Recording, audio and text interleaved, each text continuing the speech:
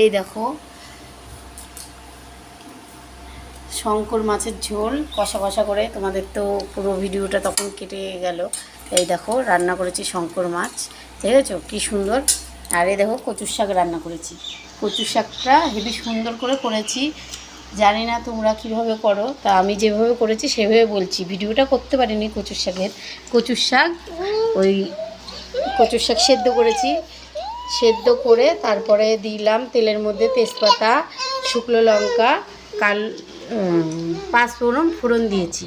তারপরে বাটনা করেছি আদা, কাঁচা লঙ্কা, রাঁধুনি, জিরে দিয়ে মিক্সচার করলাম, করে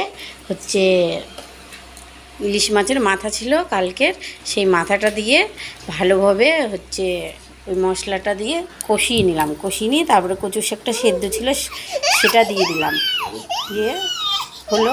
তা কেমন হয়েছে কচু শাকটা? হেভি সেই হয়েছে, দেখেছো আমার বর বলছে। আর এই যে আমার মেয়ে, এই কেমন হয়েছে? আচ্ছা।